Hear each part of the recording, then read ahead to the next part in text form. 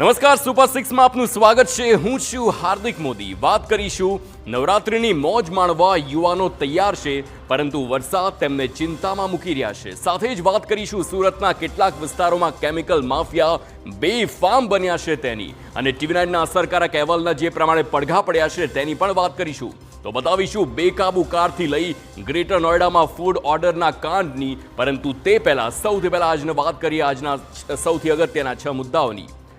નવરાત્રિની મોજ માણવા યુવાઓ તૈયાર છે, પરંતુ હવામાન બદલાતા તેઓ હવે ચિંતામાં ગરકાવશે. શહેર અને ગ્રામ્ય વિસ્તારમાં ધોધમાર વરસાદના કારણે રાહદારીઓ સાથે જ ખેલૈયાઓ પણ તેમની પર પણ અસર પડી છે. સુરતના કેટલાક વિસ્તારોમાં કેમિકલ માફિયાઓ બેફામ બન્યા, જેની અસરથી લોકોને હેરાન થવું પડશે.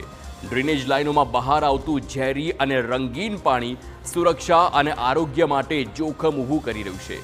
તો ત્રીજા મુદ્દામાં ટીવી9ના અસરકારક અહેવાલની ધારદાર અસર થઈ છે તેની વાત કરીશું. અમદાવાદના મોટા ચિલોડા સર્કલ અને નેશનલ હાઈવે 8 પર બિસ્માર રસ્તાનું સમારકામ શરૂ થયું. લોકોને રાહત મળે તેવી કામગીરી ટીવી9ના અહેવાલ બાદ શરૂ થઈ છે, તે આપને બતાવીશું. ચોથા મુદ્દામાં વાત કોલકાતાના નિમિતાલ ઘાટની, કે જ્યાં રાત્રે બેફામ બનેલી કારની, જે સીધી જ ટી સ્ટોલમાં ઘૂસી ગઈ અને 5 લોકો ઘાયલ થયા, જેમાં એકની હાલત ગંભીર છે. પાંચમા મુદ્દામાં વાત ગ્રેટર નોઈડામાં એક યુવાનના ઓનલાઈન ફૂડ ઓર્ડરમાં ચોંકાવનારી ભૂલ સામે આવી. વેજીટેરિયન ડિશમાં નોનવેજના પીસ મળી આવતા યુવાનની ધાર્મિક લાગણીઓને ઠેસ પહોંચી, અને ત્યારબાદ શું થયું તે પણ બતાવીશું. અને અંતમાં વાત પેરુની રાજધાની લીમામાં યુવાઓ તેમજ સામાજિક સંગઠનો રાષ્ટ્રપતિ વિરુદ્ધ ઉદ્ગ્રાહી થયા છે. વધુ એક વખત જેનઝીનો વિરોધ સામે આવ્યો તેની વાત કરીશું.